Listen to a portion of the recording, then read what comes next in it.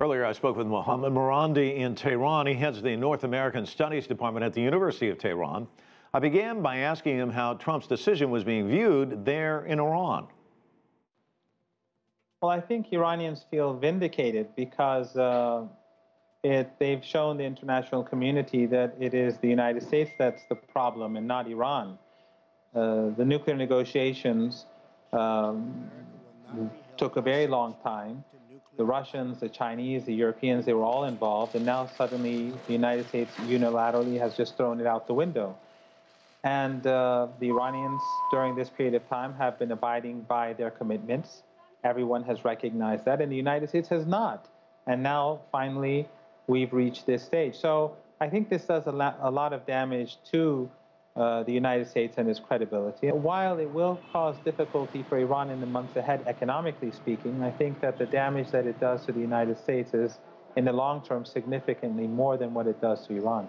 Well, you saw a parade of European allies coming to Washington and trying to make these last-ditch efforts to persuade Trump to stay in the agreement. They're deeply invested. What do you see happening moving forward? Do they still stay in the deal? Does Iran stay in the deal? Does the deal collapse? Where do we go from here? Well, we are in uncertain waters. It's not clear what's going to happen. But I think the Iranians are giving a few extra weeks just to show the international community that Iran is willing to go the extra mile. And this, I think, is going to even be more damaging to the United States. The Europeans have to make a decision. Either they become irrelevant or they stand up for their interests. They were a part of this negotiation. So if they want to be seen as relevant, they have to stand up to the United States. On the other hand, I think the Russians and the Chinese, they recognize that if the United States succeeds in bullying, then they are next. So it is not in the interest of the Chinese or the Russians to bow down to American pressure. Actually, Trump was very insulting to the international community because he was threatening everyone that if they did deals with Iran, they would be punished. Not only the Russians and the Chinese, but even U.S. traditional allies.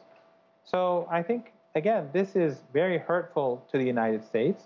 Iran will face difficulty, but since the nuclear deal has never really been fully implemented under both Obama and Trump, the United States never allowed its full implementation. The United States has prevented banks, for example, and insurance companies from being involved in Iran.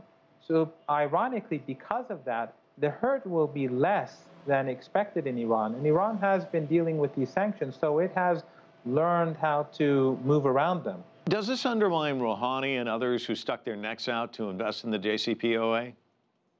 Well, it doesn't help President Rouhani. I think those who were against the deal are going to be saying, "We told you so."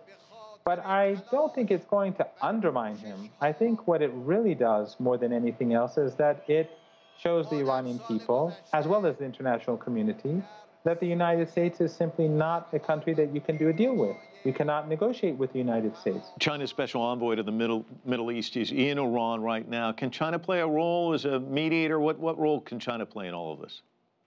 I don't think there's really much room left for mediation with the United States. What China has to do is stand up for its rights. It has to make sure that the United States is not allowed to bully China or Russia or anyone else. If you're the leader of the DPRK and you've just witnessed what happened, would you want to enter an agreement with the United States? I mean, what does this do to his efforts to reach an agreement with Pyongyang? I think that any country that would be negotiating with the United States about any significant issue would think twice